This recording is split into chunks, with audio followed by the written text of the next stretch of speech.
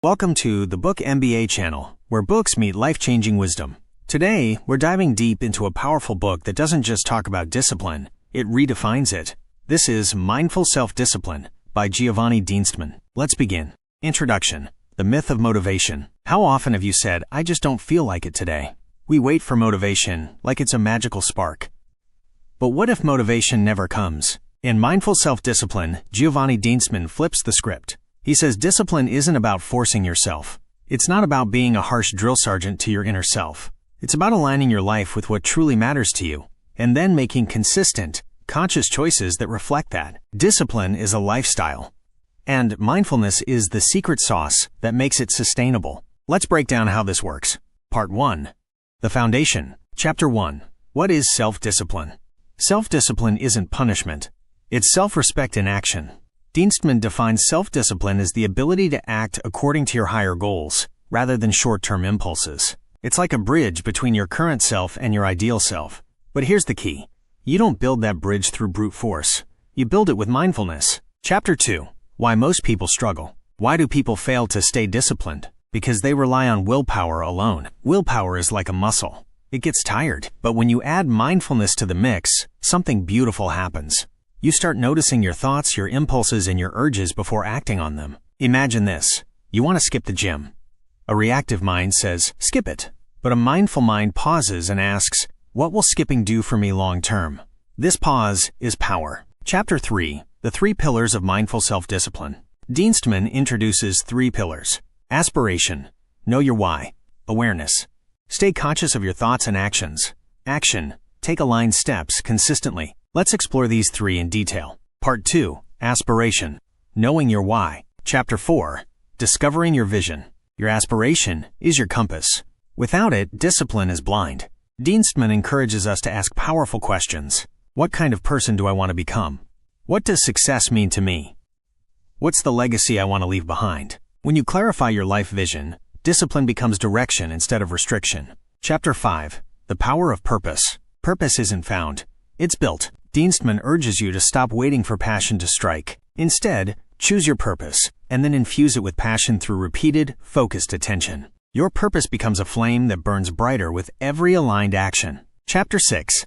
Setting intentions that stick. Here's a truth bomb.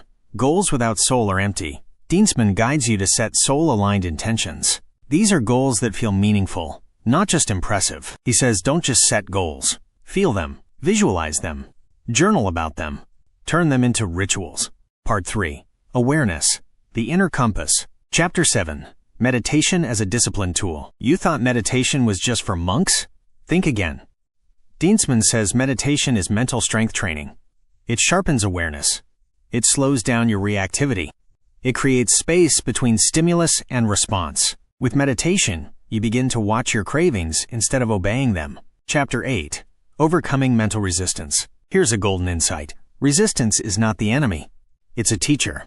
Dienstmann teaches us to sit with discomfort, to lean in when our minds scream no. He introduces a technique called welcoming resistance. Instead of fighting it, you invite it in, observe it, and gently guide your actions anyway. Chapter 9. Emotional Mastery. You are not your emotions. Dienstmann says mindfulness helps you feel emotions without being ruled by them. Picture anger like a cloud. It passes. Sadness like a wave. It rises and falls. With awareness, you become the sky, vast and unshaken. Part 4. Action. The Art of Follow-Through. Chapter 10. Building Habits That Last. Dienstmann doesn't just preach about habits. He gives tools. His habit formula. Start small. Tie the habit to your aspiration. Track it mindfully. Forgive setbacks, but don't ignore them. He warns against perfectionism. It kills momentum. Instead, he invites us to be compassionate and consistent. Chapter 11. The Power of Commitment. Commitment is more than a decision. It's a lifestyle.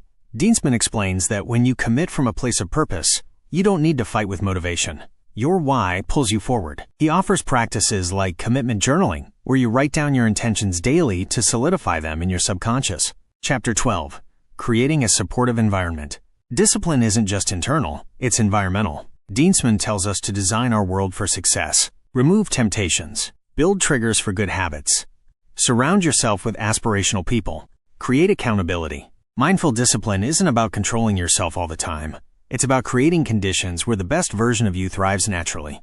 Part 5. Integration. Making it your lifestyle. Chapter 13. Daily Self-Discipline Practices. Dienstmann shares daily rituals that support mindful discipline. Morning intention setting, midday mindfulness check-ins, evening reflection, and journaling. Weekly goal reviews. These practices anchor your aspiration in reality. Chapter 14. The Role of Identity. You are not just a person trying to be disciplined. You are a disciplined person. Dienstmann says, identity shapes behavior. So shift your self-image from someone who wants to change to someone who already lives with intention. Chapter 15. Freedom through discipline. And finally, the paradox. Most people think discipline is restriction. Dienstmann says, it's freedom, because when you are disciplined, you're no longer a slave to distractions, impulses, and emotions. You choose your life instead of reacting to it. Mindful self-discipline doesn't imprison you. It liberates you. Conclusion. The invitation. Dienstmann doesn't offer hacks or shortcuts. He offers a path. A mindful, conscious, purpose-driven path. He invites us to ask, every day, who do I want to be? What truly matters? And what's one step I can take today to live in alignment? This is not just a book. It's a manual for conscious living. If you found value in this powerful summary, don't forget to like, share, and subscribe to the Book MBA channel, where every book becomes a life lesson. Until next time, stay mindful, stay disciplined, and keep growing.